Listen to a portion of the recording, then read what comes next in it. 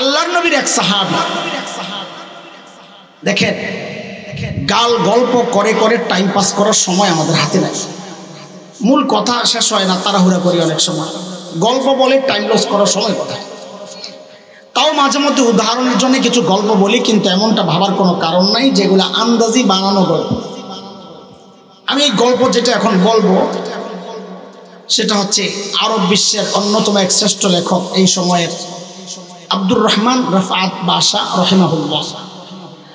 সাহাবীদেরকে নিয়ে তার একটা ঐতিহাসিক কিতাব আছে, গোটা আরবে সমাদৃত, নাম হচ্ছে সুয়ারুম মিন হায়াতিস সাহাবা।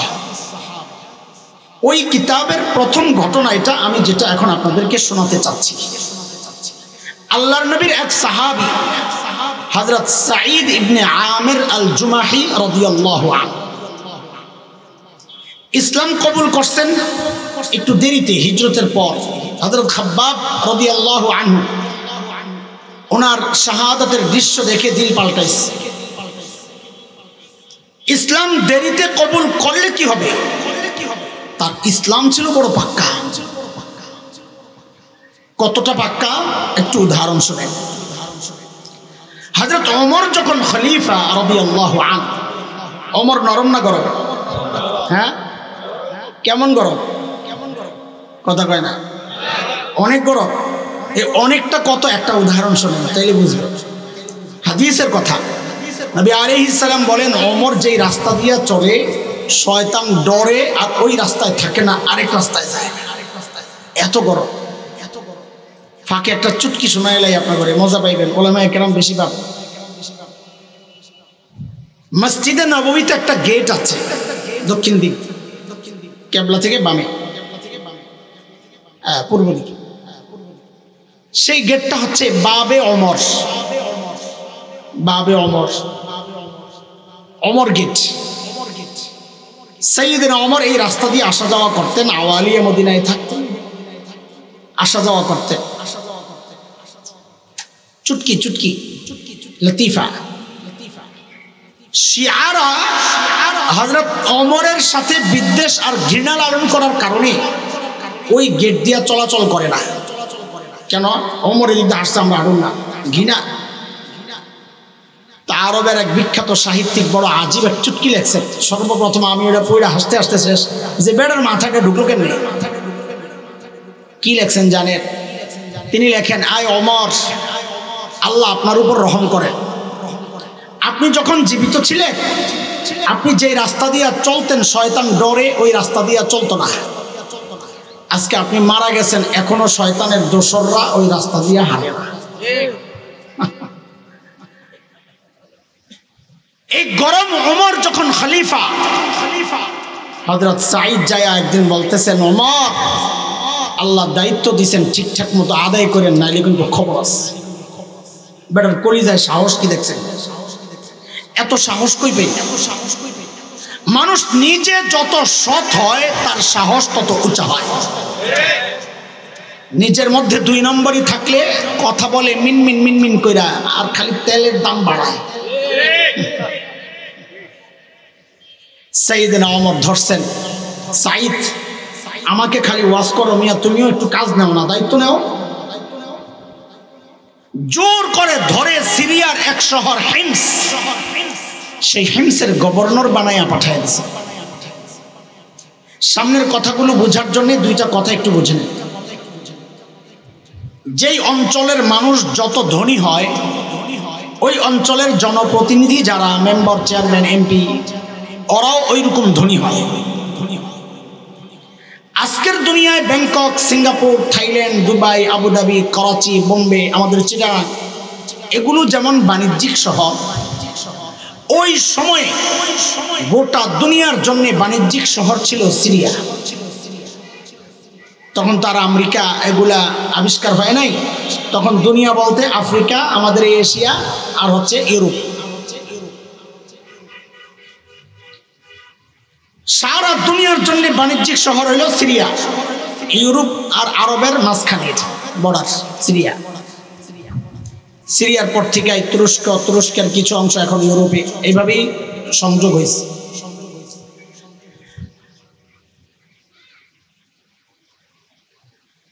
সেই হিসাবে আপনারা বলেন, সেই বাণিজ্যিক শহরের একটা শহর, সিরিয়ার একটা শহর হচ্ছে হিমস, সেই হিমসের গভর্নর ধনী হওয়ার কথা না গরিব হওয়ার কথা? কেমন ধনী? ছোট মোটো না অনেক বড়? দুবাই প্রধান বললেই কেমন কেমন লাগে, বেড়া বহুত বড় কিছু। ব্রুনাই প্রধান, আল্লাহ বললেই কেমন কেমন লাগে যে ওই বেড়ার ভাদ্রনাথ স্বর্ণের মাথার মধ্যে ঢুকা যায় এটাই। সেই হিসাবে হিমসের গভর্নর ধনী কত বড় হওয়ার কথা? ছোট না অনেক বড়? দেখেন মানুষ ছিল কি হইল কি কোরআনের ছোঁয়ায়। একটা পয়সার জন্য যারা মানুষ খুন করতো, আজকে তাদের নতুন পরিচয় শুনে অবস্থাটা দেখেন হইল কি। হযরত ওমরের কাছে হিমস থেকে এক দল আসছে সাক্ষাৎ করার জন্য। সাইয়েদনা ওমর বললেন, একটা কাজ করো, তোমরা হিমসের গরিবদের একটা লিস্ট জমা দাও আমার কাছে। আমি বাইতুল মাল, রাষ্ট্রীয় কোষাগার থেকে ওদের জন্য কিছু বরাদ্দ দিতে চাই। লোকেরা সুযোগ পায়া লিস্ট একটা করছে বড়, হযরত ওমরের সামনে পেশ করছেন। ফুকারা ও হিমস, হিমসের গরিবদের লিস্ট। আল্লাহু আকবার। মানুষগুলো ছিল কি হইল কি বুঝাইতেছি, কথার লাইন ঠিক রেখে। সাইয়েদনা ওমর লিস্টের দিকে নজর বুলাইয়া অবাক হইয়া তাকায় আছেন। কেন জানেন? তিনি দেখেন যে লিস্টের শুরুর দিকেই হিমসের গভর্নর সাঈদ ইবনে আমের আল জুমাহির নাম। সাইয়েদনা ওমর অবাক হয়ে জানতে চাইলেন, আমিরুকুম ফাকিরুকুম, কি ব্যাপার তোমাদের গভর্নর বুঝি গরিব মানুষ? হিমসের লোকেরা জবাব দিলেন, বালা আমিরুনা আফকরুনা, হ্যাঁ আমাদের গভর্নর শুধু গরিব না, হিমসের মধ্যে সবচাইতে গরিব। হযরত ওমর এত খুশি হয়েছেন এরা শুইনা, সাথে সাথে 1000 স্বর্ণ মুদ্রা, 1000 স্বর্ণ মুদ্রা বুঝেননি আপনারা? 1 সোনার পয়সা স্বর্ণ মুদ্রা হিসাব, বর্তমান হিসাব হইল 3.5 থেকে 4 ভরি সোনা মূল্য। 1000 স্বর্ণ মুদ্রা মানে প্রায় 3500 থেকে 4000 ভরি স্বর্ণ মূল্য। কম না বেশি? হযরত ওমর এই বিশাল অঙ্কের স্বর্ণ মুদ্রা, 1000 স্বর্ণ মুদ্রা দূত মারফত পাঠাইয়া দিছেন, যাও আমার পক্ষ থেকে আমার সাঈদকে এটা হাদিয়া দিয়ে আসো। কত কত কথা বলে না? দূত যখন হিমসে পৌঁছে হযরত সাঈদের সামনে ওই প্যাকেট পেশ করছেন, পোটলা থলি। হযরত সাঈদ প্যাকেট খুলে যখন লেখা পাইলেন, হাজিহি হাদিয়া মিন আমিরিল মুমিনিন ওমর ইবনে আল খাত্তাব ইলা আমির হিমস সাঈদ ইবনে আমির আল জুমাহি, যেটা আমিরুল মুমিনিন ওমর ইবনে আল খাত্তাবের পক্ষ থেকে হিমসের গভর্নর সাঈদ ইবনে আমির আল জুমাহির জন্য হাদিয়া। এটা দেখাই হযরত সাঈদ সাথে সাথে প্যাকেটটাকে এইভাবে ছুঁড়ে মেরে চিৎকার দিয়ে বলে উঠলেন, ইন্না লিল্লাহি ওয়া ইন্না ইলাইহি রাজিউন। কি বলছেন? কি বলছেন? কি বলার কথা? ইন্না লিল্লাহি না আলহামদুলিল্লাহ? হাদিয়া পাইলে কি পড়ে? ইন্না লিল্লাহি না আলহামদুলিল্লাহ? আপনারা কি পড়তেন জানি না, আমি তো আলহামদুলিল্লাহ খালি পড়তাম না, পোটকাটা লইয়া ভিতরে যাই 4-5টা লাভ দিলাম, এলো খুশি। খুশি প্রকাশ করা তো আর গুনাহ না, আলহামদুলিল্লাহ বলা তো সওয়াবের কাজ। খারাপ কি করছে? এখানেই আমাদের সাথে সাহাবীদের পার্থক্য। আল্লাহর নবীর সাহাবী কি পড়ছেন? কথা বলেন। এমন ভাবে ইন্না লিল্লাহ পড়ছেন, বউ তো ভেতর থেকে ভয় পেয়ে গেছে। আরে মদিনা থেকে দূত আসছে, না জানি কোন দুঃসংবাদ নিয়ে আসছে, আল্লাহই জানে। সাথে সাথে জানতে চাইলেন বিবি, আকুতিলা ওমর ইবনুল খাত্তাব, কি ব্যাপার সাইয়েদনা ওমর বুঝি শহীদ হয়ে গেছেন, ওই খবর বুঝি আসছে? হযরত সাঈদ জবাব দেন, না না না, ওমর শহীদ হয় নাই, বরং ঘটনা তার চেয়েও মারাত্মক, তার চেয়েও। বউ আবার জানতে চাইলেন, আকুতিলাল মুসলিমুনা ফি মারিকা, তাইলে কি কোনো যুদ্ধে মুসলমান ব্যাপকভাবে শহীদ হয়ে গেল কিনা? হযরত সাঈদ জবাব দেন, না না, ঘটনা তাও না, বরং তার চেয়েও মারাত্মক। বউ তো আরো ডরায় গেছে, আরে না জানি আমার জামাইয়ের কল্লা কাটার হুকুম টুকুম আসলো কিনা, এইভাবেই নেরিলা কেন বল। তো বিবি পিড়াপিড়ি করতেছে, আরে বলেন না, আমার তো কলিজা শুকাই যেতেছে। আল্লাহু আকবার। আরে মানুষগুলো ছিল কি হইল কি দেখেন, এক পয়সার জন্য যারা মানুষ খুন করত তাদের নতুন অবস্থা দেখেন হইল কি। কিন্তু তিনি কি জবাব দিলেন, কেন এইভাবে ইন্নালিল্লাহ পড়লেন? হযরত সাঈদের জবাবটা কিয়ামত পর্যন্ত উম্মতে মুসলিমার জন্য একটা শিক্ষা গ্রহণের একটা উপকরণ হয়ে গেছে, নসিহত। কি বললেন তিনি? তিনি বলেন, উদখিলাত আলাইয়া দুনিয়া লিতুফসিদা আখিরাতি। আরে আমার ঘরে দুনিয়া ঢুকায়া দেওয়া হয়েছে আমার আখিরাতকে বরবাদ করার জন্য। কি ছিল হইল কি? সাথে সাথে বিবিকে বললেন, আমি চাই মদিনার দূত আমার ঘরে থাকতে থাকতে এই 1000 স্বর্ণ মুদ্রা তুমি হিমসের গরিবদের মধ্যে বিলায়া দিবা। কি বুঝলেন? কি বুঝলেন? দিন যদি থাকে, দিন দিন দিন যদি কারোর মধ্যে থাকে, নিজের জন্য বরাদ্দের টাকাটা জনগণকে বিলায়া দেয়। আর যদি কারোর মধ্যে দিন না থাকে, জনগণের বরাদ্দের টাকা মাইরা বিদেশে যায় বাড়ি বানায়। কথা ঠিক?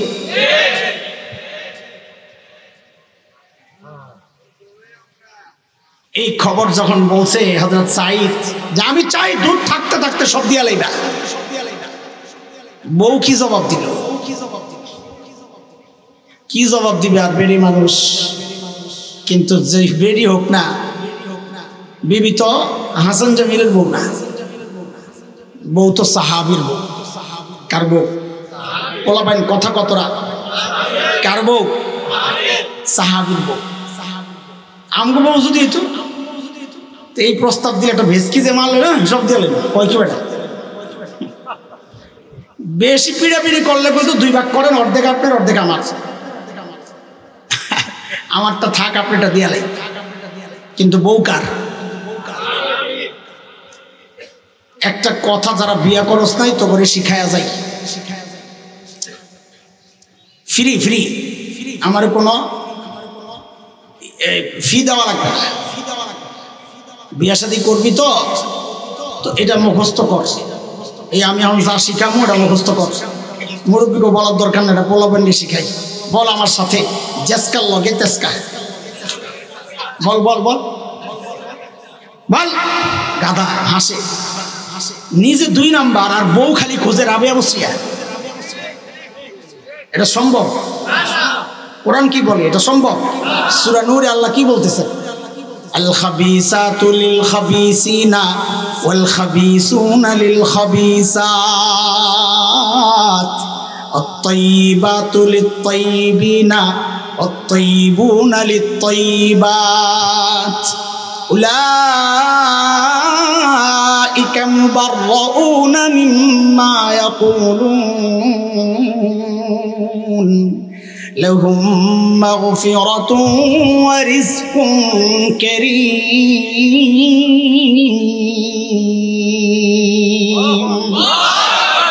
এই পুরো আয়াতের সংক্ষেপ তরজমা যদি বানাই তো বলতে হবে জেসকার লগে তেসকা। ঠিক আছে না? যদি তুমি 2 নাম্বার হও, আল্লাহ তোমার ঘরে 2 নাম্বারই পাঠাবে। তুমি 3 নাম্বার, আল্লাহ 3 নাম্বারই পাঠাবে। তুমি 4 নাম্বার, বউয়ের নাম্বার আর তালাশ করে লাভ নাই, কারণ এটা তিক্ত মাখা মাখা। হযরত সাঈদ যখন প্রস্তাব দিলেন যে আমি চাই দুধ থাকতে থাকতে সব দিয়ে দিবা, বউ তো অবাক হয়ে গেছে, এমনি কোন লাগে দেন দিয়ে দিই সব, মানে কত ইজি তাদের কাছে, দিয়ে দিই সব দিয়ে লাইস। দুধ এই সমস্ত কারবার দেখে অবাক হয়ে তাকায় আছে, আরে কই আসলাম, এরা মানুষ না ফেরেশতা? দ্রুত ফেরত গেছেন মদিনায়। হযরত ওমরকে যায় পুরা ঘটনা যখন শোনাইছেন, হযরত ওমর তো খুশি আর খুশি, সাথে সাথে ঘোষণা দিলেন, এই কাফেলা রেডি কর, আমার সাঈদকে দেখতে যাব। বিষয়টা এত সহজ না যতটা সহজ মনে করতেছে। এটা এই জমানা না। ট্রাভেলসে ফোন দিছেন, মোবাইলে টিকিট পাঠাইয়া দিছে, এয়ারপোর্ট যায় দেখাইছেন, বোর্ডিং পাস দিয়ে দিছে, প্লেনে উঠে গেছেন গা। আরে এখন তো আমাকে মাদ্রাসার পোলাপাইন দেখাই দিছে, পাসপোর্টও লাগে না, টিকিটও লাগে না, বোর্ডিং পাসও লাগে না, ডাইরেক্ট যায় প্লেনে উঠে যায়। দেখছেন না? কোন জায়গার ছাত্র? কথা বলে না। আমাকে পিচ্ছি দেখাই দিছে, আমরা যাইতে চাইলে আমগরে কোনো কেউ আটকাইতারে না। আমগরে ওই মেশিনও আটকাইতারে না, ইমিগ্রেশনও আটকাইতারে না, ওই যে প্লেনে ওঠার আগে যে মূল ইমিগ্রেশন ওইখানেও আটকাইতে পারে না। আমাকে পিচ্ছিগুলোর এই হালত, বড় বুড়াটিরে ছেড়ে দিলে তো তোরা টেরি পাবি, কোন দিক দিয়ে যাইব?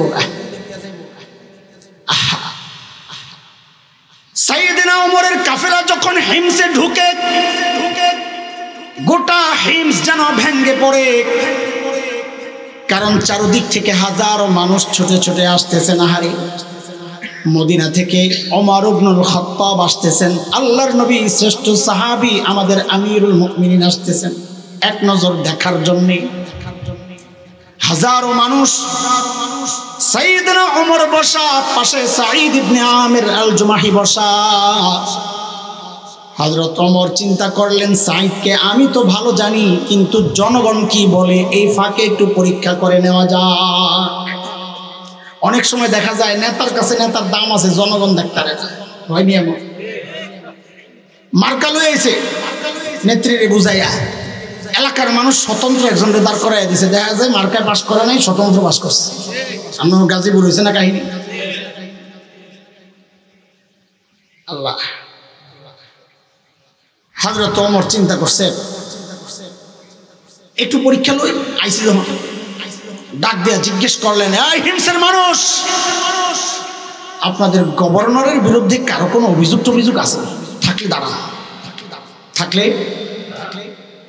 একটু চিন্তা করেন তো। এই জমানা পাকিস্তানের প্রেসিডেন্ট, প্রধানমন্ত্রী, প্রেসিডেন্ট প্রধানমন্ত্রী কোন জায়গায়, কোন জায়গায় কথা বলেন, কোন জায়গায়? পাকিস্তানের প্রধানমন্ত্রী কোন এলাকায় যায় যদি জিজ্ঞেস করে, আপনাদের এলাকার নেতার বিরুদ্ধে কারো কোনো, তো মানুষগুলো মাথাটা নিচের দিকে দিয়া বলবো, অভিযোগ তো আছে স্যার, কিন্তু দাঁড়াবো না, দাঁড়াইলে সকালে শুয়ে পড়া লাগবে। কথা ঠিক? কোন জায়গায়, কোন জায়গায়? জোরে কয় না। খুশি তো? আপনারা খুশি থাকলে আমরাও খুশি। জান দোস্ত, ইসলামী শাসন না থাকলে দুনিয়ার সব জায়গায় এটাই হবে, জনগণ তার কথা বলার অধিকার হারাবে। চিনলা না তো ইসলাম, খালি মার্কা মারো, সিল মারো, আর ঠকতে দাও, ঠকতে থাকো। যেই না এই কথা বলছে, ওই কোনা থেকে বুড়া দাঁড়ায় গেছে, সাহস করে আসো। হযরত ওমর তো কলিজা মোচড় দিয়ে উঠছে, আরে কারে দেখতে আইলাম, বেড়া লাভ দিয়ে উঠছে। মানুষ হইল অনুকরণ প্রিয়, অনুকরণ। আপনি রাস্তার মাঝখানে দাঁড়াইয়া ঘাটটা ব্যথা করতেছে, খামাখাই উপরে দিয়ে তাকাই থেকে, মানে ঘাটটা একটু ইয়া করতেছে না, দেখবেন পাশে দিয়া যারা যাবে অধিকাংশ দাঁড়াইয়া দেখবে আপনি কি দেখতেছেন। কথা বলে না মানুষ। যে একজন দাঁড়াইয়া গেছে, দেখা দেখি আরো তিনজন দাঁড়াইয়া গেছে। অমর কয় সর্বনাশ, অবস্থা রাখি। কিন্তু দাঁড়াইছে যেহেতু, একটু জিজ্ঞাসা করে দেখি কেন দাঁড়াইছে, কি অভিযোগ বলেন। এক নম্বর, আপনার কি সমস্যা বলেন, কি মারাত্মক অভিযোগ দেখেন। আরে কি বুঝাইতেছি আপনাদেরকে, লাইন মনে আসেনি? মানুষগুলো ছিল কি, হইল কি, বলেন আপনার কি সমস্যা। বুড়া বলে, আমিরুল মুমিনিন, আমাদের গভর্নর না মাসে একদিন অফিসে আসে। কয়দিন? কয়দিনে একদিন? সপ্তাহে, মাসে। আর আপনারা তো সপ্তাহে 2 দিন ছুটি পান, আরো মাঝে মাঝে কত বন্ধ। গত সপ্তাহে তো ছুটি, এই সপ্তাহে তো ছুটি কাটাইছেন 3 দিন। হ্যাঁ, এই দিবস, ওই দিবস, জন্ম দিবস, মৃত্যু দিবস, আগমন দিবস, প্রস্থান দিবস, আর বাকি নাই কিছু। কয়দিন পরে সম্ভাবনা, কারণ আর নাই তো কিছু, বিয়া দিবস, তালাক দিবস, এটাও হইতে পারে। আল্লাহ, কত দিবস! আল্লাহ, বলেন আপনার কি সমস্যা? বলে, আমিরুল মুমিনিন, আমাদের গভর্নর মাসে একদিন অফিসে আসে না। হযরত ওমর তো রাগ হয়ে গেছেন। সাঈদ জবাব, কেন তুমি মাসে একদিন অফিসে আসো না? হযরত সাঈদ আসামির কাঠগড়ায় গভর্নর কোন গভর্নর? ধনী এলাকার গভর্নর। বলেন কথাটা তো, সামনের কথাটা বুঝতে আরো সহজ হবে। কোন এলাকার গভর্নর? ধনী এলাকার গভর্নর জনগণের আদালতে দাঁড়াইছেন, দাঁড়ায় কি বলতেছেন? আমিরুল মুমিনিন, আপনি তো জানেন আমি গরিব মানুষ, এই যে আমার গায়ে 2 টুকরা কাপড় দেখতেছেন, একটা লুঙ্গির মতো করে পরা, আরেকটা চাদরের মতো করে জড়ানো। আমিরুল মুমিনিন, আমার না এই 2 টুকরা কাপড় ছাড়া আর কোনো কাপড় নেই। বলে অফিসে কেন আসুন, আগে ওটা কর। বলে 1 মাস পড়তে পড়তে দুর্গন্ধ হয়ে যায়, নিজেরও কষ্ট হয়, মানুষেরও কষ্ট হয়, তাই মাসে একবার উপরেরটা ধুয়ে দেই, শুকায়া গেলে ওইটারে নিচে পরি, নিচেরটা ধুয়ে দেই, শুকায়া গেলে ওইটারে গায়ে জড়াই। এমন করতে করতে বেলা একটু দেরি হয়, আসি না, কথাটা ঠিক না, আসি দেরি হয়। উনি হয়তো সকালে আইসা আমারে না দেখে ভাবছে আমি আসি নাই, আসি। আচ্ছা বলেন 2 নাম্বার আপনার কি অভিযোগ? বলেন 2 নাম্বার জনের অভিযোগ তো আরো মারাত্মক। কি সেটা? বলে আমিরুল মুমিনিন আমাদের গভর্নর রে দিনে তো পাই, রাতে আর খুঁজে পাই। কি ডিউটি লইছে বেড়া, হ্যাঁ রাতেও সময় দেওয়া লাগে। হযরত ওমর তো রাগ হয়ে গেছেন, সাইদ জবাব, কেন তোমাকে রাতে পাওয়া যায় না? জবাব দাও। আসামির কাঠগড়ায় আল্লাহর নবীর সাহাবী, আরে মানুষগুলো ছিল কি, হইল কি তাকে? বলে আমিরুল মুমিনিন, এটা তো একান্ত আমার ব্যাপার ছিল, প্রকাশ করতে চাই নাই, এখন তো না করেও পারতেছি না, যেহেতু প্রশ্নের মুখে পড়েছি। আমিরুল মুমিনিন, কাসামতু হায়াতি বাইনা রাব্বি ওয়া বাইনা ইবাদি। আমিরুল মুমিনিন, আমার জীবনটারে আমি 2টা ভাগ করছি। 1 ভাগ রাতটা আমি আমার মালিককে সময় দেই, আরেক ভাগ দিনটা মালিকের বান্দাদেরকে সময় দেই। আরে কাদের কথা শোনাচ্ছি? যারা বগলের তলে মূর্তি লইয়া যাইতো রাস্তায় সফরে, সারাক্ষণ পূজা মাথায়, সেই মানুষগুলো এখন মালিককে সময় দেয় পুরা রাত, আর দিনটা সময় দেয় মালিকের বান্দাদেরকে। পরিবর্তনটা দেখেন। আমরা তো ব্যস্ত মানুষ, মালিককে টাইম দেওয়ার এত সময় কোথায় আমাদের? কত কাজ আমাদের, তাই না? কত কাজ। আমি আর তুমি ছাড়া দুনিয়ার সব মালিককে টাইম দেয়। ওই একটা গাছের দিকে তাকায়া দেখো, কি মনে হয় গাছটা বুঝি এমনি দাঁড়ায় আছে? না না না, ওই গাছটাও দাঁড়ায়া দাঁড়ায়া মালিকের তাসবিহ পড়ে। যে কুকুরটাকে নিকৃষ্ট প্রাণী মনে করে দাঁড়ায়া দাও, ওই কুকুরটাও রুকুর হালতে মালিকের তাসবিহ পড়ে। যে পোকামাকড় গুলোর পায়ে দলে মেরে ফেলি, ওই পোকামাকড় গুলো সেজদার হালতে মালিকের তাসবিহ পড়ে। পড়ি না কেবল আমি আর আপনি, আমাদের হাতে সময় নাই। এই হায়াতের একটু ভাগ যে মালিককে দিব, সময় কোথায়? অথচ এই হায়াতের একটু ভাগ কিন্তু ফেসবুক ঠিকই পায়, এই হায়াতের একটু ভাগ কিন্তু ইউটিউব ঠিকই পায়, এই হায়াতের একটু ভাগ কিন্তু গায়ক গায়িকা, নায়ক নায়িকা, খেলোয়াড়েরা ঠিকই পায়। এই হায়াতের একটু ভাগ কিন্তু পরিবার, সমাজ, আমার সন্তান, এমনকি আমার নেতাও পায়। পায় না কেবল আমার মালিক। মালিককে টাইম দেওয়ার সময় আমার হাতে নাই। বন্ধু, সময় একদিন আসবে কিন্তু করার থাকবে না কিচ্ছু। আহারে, সেদিন চিৎকার করে করে কানবো আর বলবো, ইয়া লাইতানি কদ্দামতু লিহায়াতি। আহারে, সময় মতো যদি একটু পুঁজি বানায় আসতাম, সময় মতো যদি একটু পুঁজি বানায় আসতাম।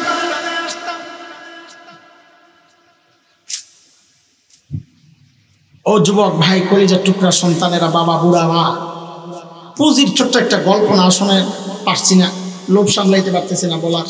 আপনারা মনোযোগ দিয়ে শুনতেছেন, সেই জন্যে কথা ছাড়তে চাই না।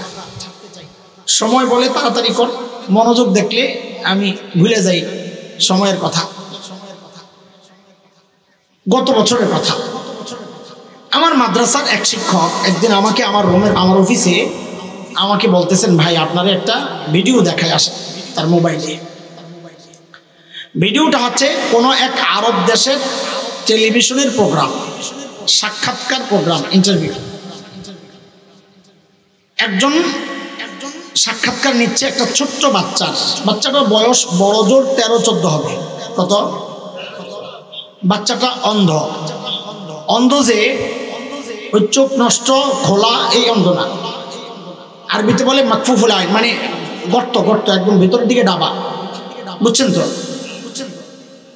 তো উপস্থাপক সঞ্চালক বাচ্চাটাকে জিজ্ঞেস করতেছে, আচ্ছা তোমার যে এই দুইটা চোখ নাই, এই যে নেয়ামতটা তোমার নাই, তুমি কি আল্লাহর কাছে এই নেয়ামতটা ফেরত চাও? বাচ্চাটা ভাবলে সিন জবাব দিয়ে দিল যে না, আমি এই নেয়ামত ফেরত চাই না। আমি তো ভিডিও দেখতেছি আর অবাক হয়ে তাকায় আছে, বলে কি? বুঝলাম যে বোকা এই নেয়ামত ফেরত চায় না, কথা হইল। তো বুঝলাম আবার যে না, হয়তো বয়স কম, ম্যাচুরিটি আসে নাই, বুঝে না চোখের নেয়ামত কত বড় নেয়ামত, বুঝে না। তা আমি তো ভিডিও দেখে অবাক হয়েছি, সঞ্চালক তো সামনাসামনি বসা, তিনি আরো অনেক বেশি অবাক হয়েছে। অবাক বিস্ময়ে তার ভাব নিয়ে জিজ্ঞেস করলেন, লিমাজা, আরে কেন তুমি এই নেয়ামত ফেরত চাও না? এটা কেমন কথা? আরে বাচ্চাটার জবাবটা শুই না আমি বুঝছি বোকা ও না, বোকা তো আমি দেখি। আল্লাহকে হাজির নাজির রেখে বলছি, বাচ্চাটার জবাবটা শুই না আমি সাথে সাথে কান্না করে গেছি। বললো কিসে? এটা আমার ভিতরে খুব তোলপাড় সৃষ্টি হয়েছে। বললো কিসে? সে বলে কি জানেন, তাকে যখন জিজ্ঞেস করা হলো তুমি এই চোখের নেয়ামতটা আল্লাহর কাছে ফেরত চাও না? না চাই। কেন চাও না? দেখেন সে কি পুঁজি বানাইছে, ওই পুঁজির কথা বলতে গিয়া বলতেছে কি পুঁজি বানাইছে। দেখেন বলে কেন চাও না এই নেয়ামত? বলে এই জন্য চাই না, এটা পুঁজি বানাইছি হাসরের মাঠে যখন বিচার শুরু হয়ে যাবে, হিসাব নেওয়া শুরু হবে। ছোট্ট বাচ্চা, তার আবার কিসের হিসাব? কিন্তু তার চিন্তাটা কত পরিচ্ছন্ন, পরিষ্কার, কত পবিত্র, কত উঁচা। বলে যখন হিসাব নেওয়া শুরু হবে, যখন আমার সিরিয়াল আসবে, আমার যখন ডাক পড়বে, দুনিয়ায় আমি এই নেয়ামতটা এই জন্য ফেরত চাই নাই যেন সেদিন আমার মালিকের সামনে দাঁড়াইয়া নত জানু হইয়া বলতে পারি, ও আমার মালিক, ও আমার মালিক, দুনিয়ায় তো তুমি আমার এই নেয়ামতটা দেও নাই মালিক, আজকে এই উসিলাই কি আমার আযাবটা একটু কমায়া দেওয়া যায় না মালিক? আমি কাঁদতেছিলাম, ঠিক উল্টা চিন্তা করে। ওর কথা যা বলছে, কিন্তু আমার কান্না আসছে উল্টা চিন্তা করে। কি উল্টা চিন্তা? যে ঠিক ওকে আল্লাহ যে প্রশ্নটা করেছেন, ওর কথা যেটা বক্তব্য, ঠিক উল্টা প্রশ্নটা যদি আমার মালিক আমারে করেন তো আমি কি জবাব দেব? কি উল্টা প্রশ্ন? আমি যখন হিসাব দেওয়ার জন্য আমার মালিকের সামনে দাঁড়াবো, তখন যদি আমার মালিক আমাকে জিজ্ঞেস করেন, এরে হাসান জামিল, তোকে তো এই চোখের নেয়ামতটা দিছিলাম, তুই তো ভোগ করছস, এখন আযাবটা একটু বাড়ায় দিই, আমি কিছু বলছি। তোকে তো জবানের নেয়ামত দিছিলাম, তুই তো ভোগও করছস, এখন আযাবটা একটু বাড়ায় দিই, আমি কি জবাব? কি জবাব বল? যুবক, তুমি কি জবাব? কি পুঁজি বানাইছো? বাবা আপনি কি জবাব দিবেন? কার কি পুঁজি আছে বলে? কোন পুঁজির ভরসায় এমন নিশ্চিন্ত জীবন যাপন করতেছে? হ্যাঁ, পুঁজি যে নাই তা তো না, পুঁজি আছে, পুঁজি তো আছে, গুনার পুঁজি, গুনাহ গুনাহ গুনাহ। চুল পাইকা সাদা হয়ে গেছে, গুনাহ ছাড়তে পারি না। দাড়ি পাইকা সাদা, এখনো দেখা যায় গলির মোড়ে মোড়ে চায়ের দোকানগুলোতে বড় টেলিভিশন ছাড়া বুড়া বাবা রাতে 1টা 2টার সময় হা করে তাকায় আছে। আপনি ছাড়বেন কবে গুনাহ? জিজ্ঞেস করুন, কবে ছাড়বেন? যুবক, তুই যদি ভেবে থাকিস আল্লাহ তোকে আরো সুযোগ দিবেন বুড়া হওয়ার, তোরও একদিন দাড়ি পাকবে, চুল পাকবে, না রে বাপ, না না না, বিষয়টা এমন না। কত বাবাকে দেখলাম সন্তানের লাশ কাঁদে নিয়ে যায়। কে জানে মজলিসে এমন কেউ থাকতে পারে যার খবর নাই, ও বসে আছে এখানে, অথচ ওর কাফনের কাপড় চলে গেছে দোকানে। কে জানে? আরে এমনও তো হইতে পারে কালকে খবর পাইতে পারেন বয়ান করে গেল মাওলানা হাসান জামিল দুনিয়ায় নাই।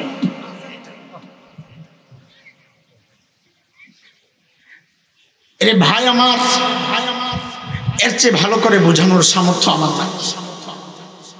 গুনাহ ছাড়। যদি আমার কথাগুলো তোদের হৃদয়ে টাচ না করে যুবক, আমি বলি কি শোন, তোর আমার সামনে আয়, আমার সামনে আয়, তোদের পাওগুলো আমার সামনে মেলে দে, আমি ওই পাওগুলো জড়ায় ধরে সারা রাত বসে বসে কান্দি, তাও তুই গুনাহ চাই।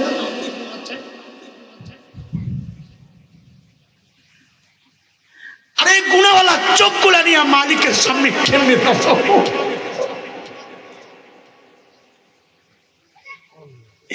এই গুনাহওয়ালা জবান নিয়ে মালিকের সামনে কেমনে দাঁড়াবো?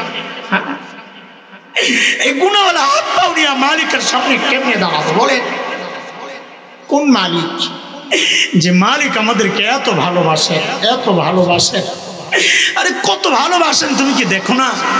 আমি আর তুমি যখন দরজা জানালা আটকায়া গুনাহ করি, আহারে কত ভালোবাসেন মালিক। ভেতরে গুনাহ চলতেছে, ভেতরে গুনাহ চলতেছে, আর আমার মালিক দরজার একটু ফাঁক, ওই দরজার নিচে দিয়ে আমার মালিক বাতাস আর অক্সিজেন পাঠাইয়া দিচ্ছেন যেন আমি মইরা না যাই। যেই ফেরেশতা আমার গুনার হিসাব নিয়ে জমা দিচ্ছে, ওই ফেরেশতা দিয়ে আবার আমার রিজিক পাঠাইয়া দিতেছে। ওই মালিকের নাফরমানি আর কত কাল বলেন? আর কত হইছে তো, এবার একটু থামেন না, হইছে তো, হ্যাঁ আর কত? আরে জিজ্ঞেস করি আর কত, আর কত, আর কত, আর কত?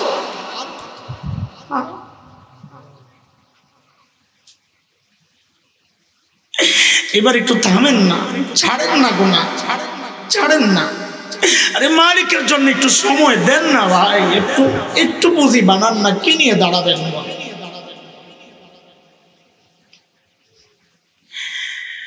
আপনাদের হৃদয়ে হতাশা সৃষ্টি করার জন্য কথাগুলো বলছি না। হতাশ হওয়ার কিচ্ছু নাই। কেন?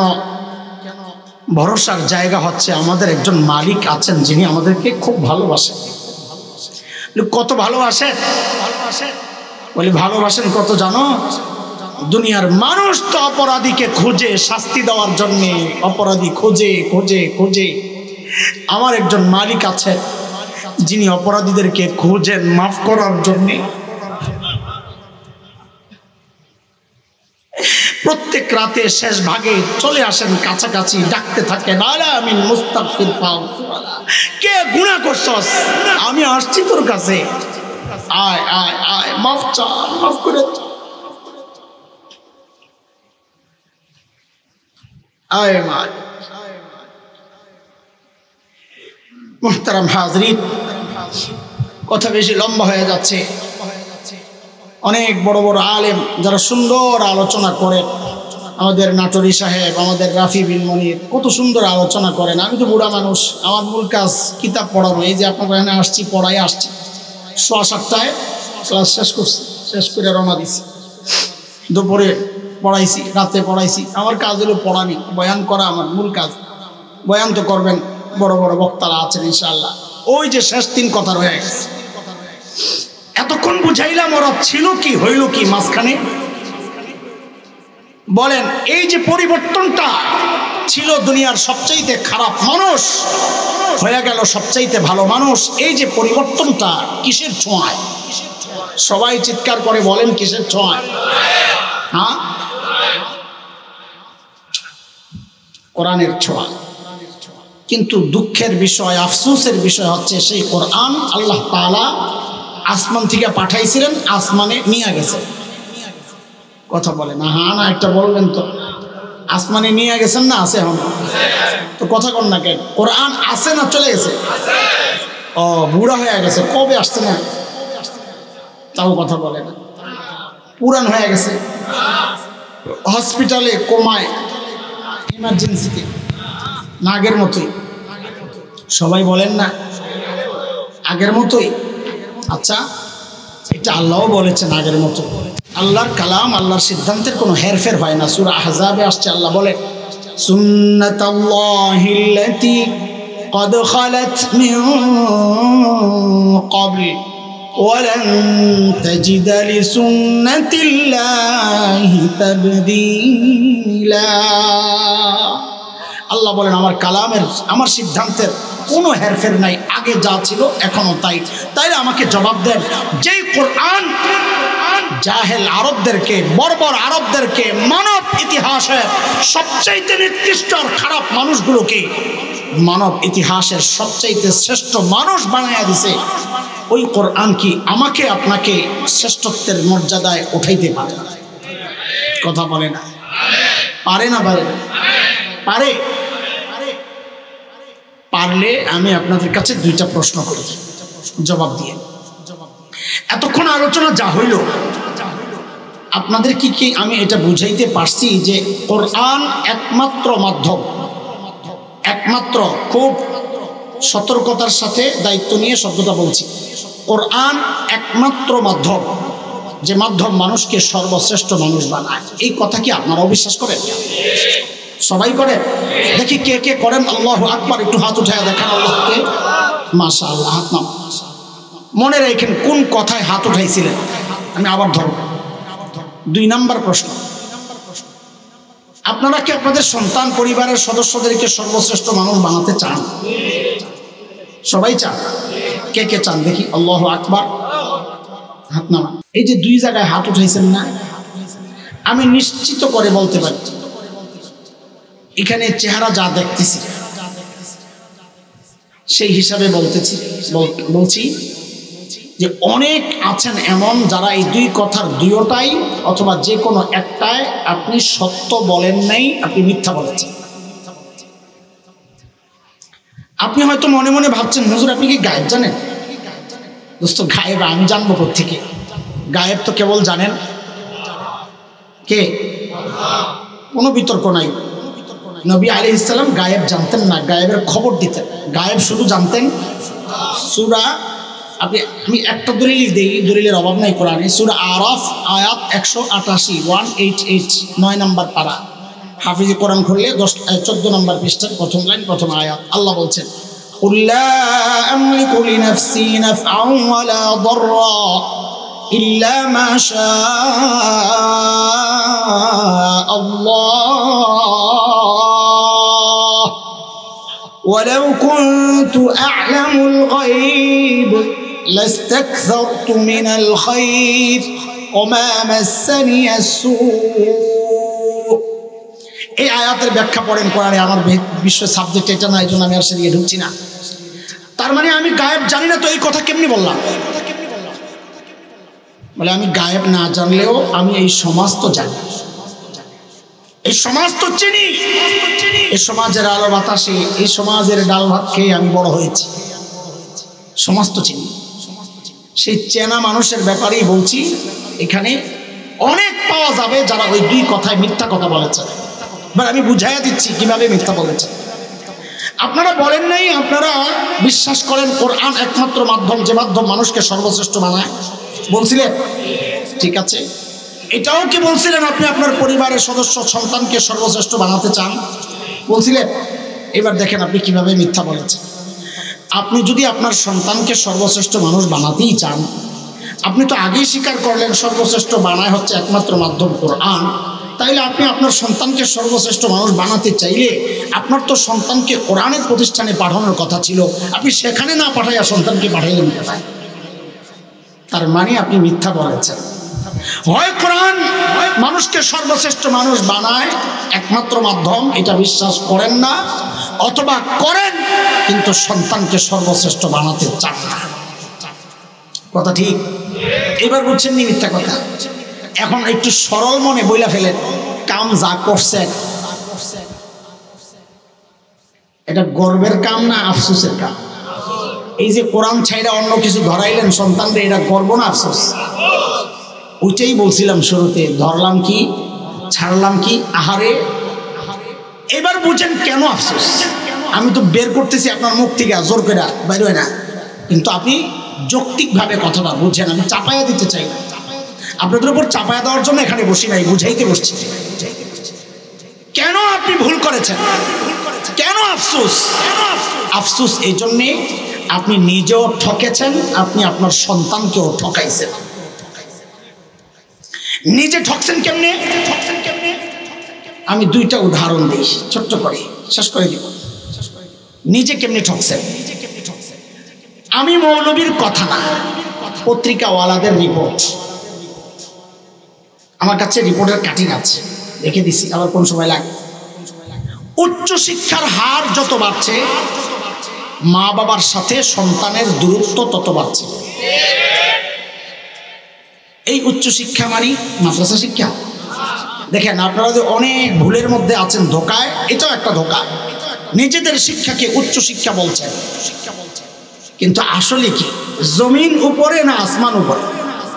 হ্যাঁ, এটাই তো ভুল করেন নাই, তাহলে বক্তব্যে ভুল করেন কেন?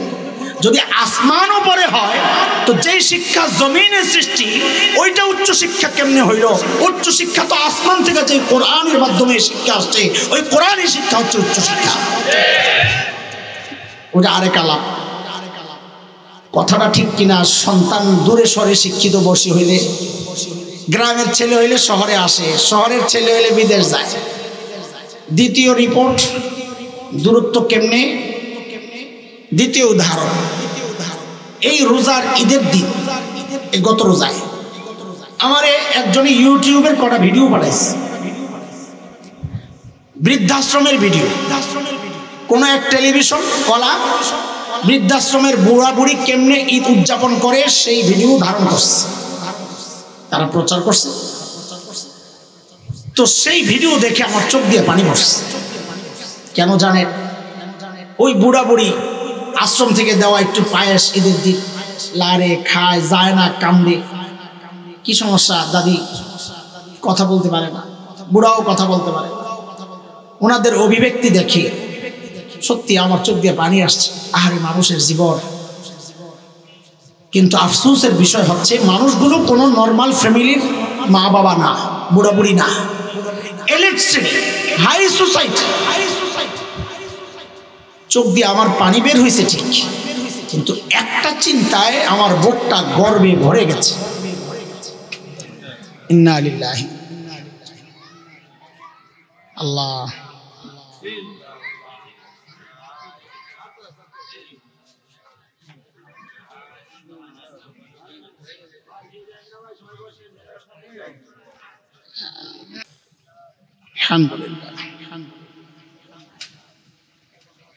আল্লাহ, আলহামদুলিল্লাহ বলেন আলহামদুলিল্লাহ। বলছিলাম একটা চিন্তায় আমার গর্বে আমার বুকটা ভরে গেছে। কি চিন্তায় জানেন? খেয়াল করেন, চিন্তাটা হচ্ছে ওই যে বুড়া বুড়ি কথা বলতেছে না, আহারে একজন বুড়িও বলেন নাই আমি হাফেজের মা, একজন বুড়াও বলেন নাই আমি আলেমের বাবা। এটা অসম্ভব। কোন আলেম কোন হাফিজ তার মা বাবার বৃদ্ধাশ্রমে রাখতে পারে না। ওই শিক্ষা আমরা মাদ্রাসায় দিই না। নিজে ঠকছেন, সন্তানকে ঠকাচ্ছেন, আবার গর্ব করেন আমি ডাক্তারের বাপ, আমার এক মেয়ে ডাক্তার, দুই মেয়ে ইঞ্জিনিয়ার, একটা কানাডা, একটা আমেরিকা, আর ভিতরে বইয়া বইয়া কান্দে। ভিতরে আগুন কয় না, শেষ হয় নাই, আসলটা রয়ে গেছে। সেই আসলটা বলি, শেষ করছি। যেই সন্তানের ক্যারিয়ার করে নিজের ক্যারিয়ার শেষ করেছে, সেই সন্তান আখিরাতে আল্লাহর আদালতে এমন নালিশ করবে যে আপনার জান্নাতি ক্যারিয়ার শেষ করে আপনাদের জাহান্নামে পাঠাবে। সূরা আহজাব খুলে দেখেন আল্লাহ কি বলতেছে। আল্লাহ বলতেছে সন্তান আল্লাহর আদালতে নালিশ করবে কি বইলা? ربنا إنا أطعنا سادتنا وكبراءنا فأضلونا السبيلا ربنا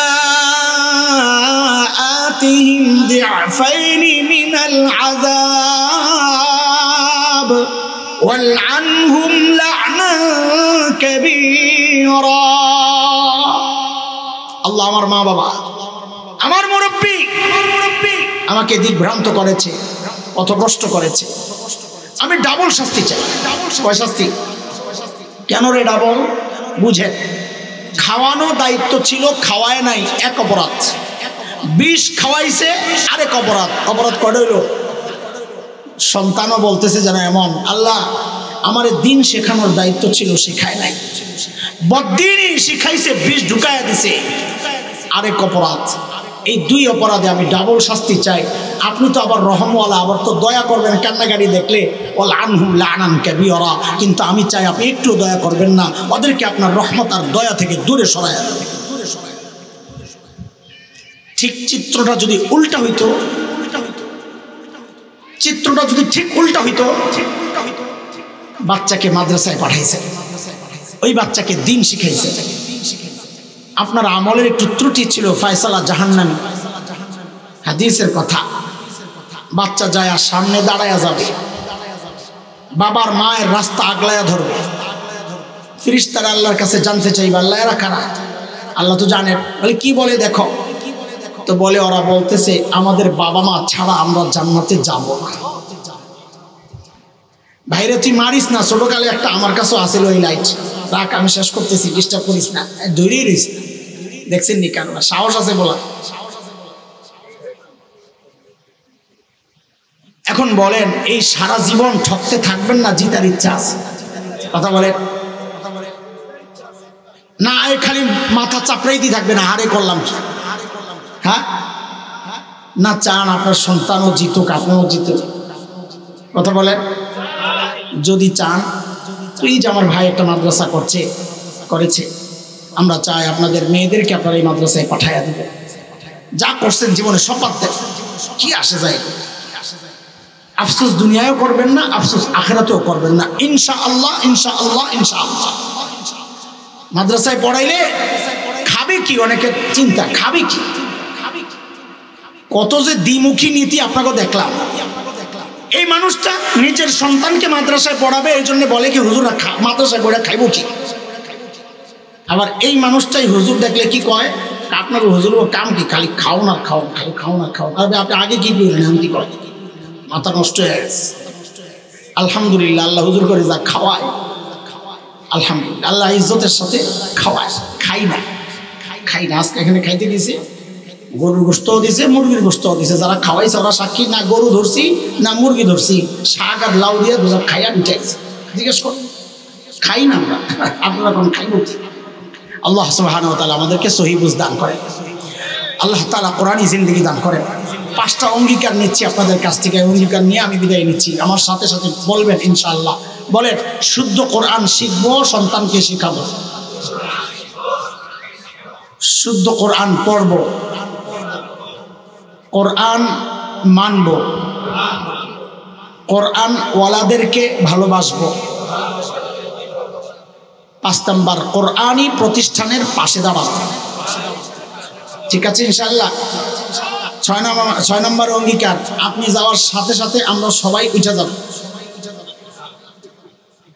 হাত তোলেন, সবাই হাত তোলেন, সবাই হাত তোলেন, যে আমরা যাবো না ইনশাআল্লাহ। আমাদের যে বড় বড় বুজুর্গ ওলামায়ে কেরাম আছেন, সুন্দর আলোচনা করেন, তাদের বয়ান শুনে যাবো ইনশাআল্লাহ। আল্লাহ কবুল করেন, আমিন।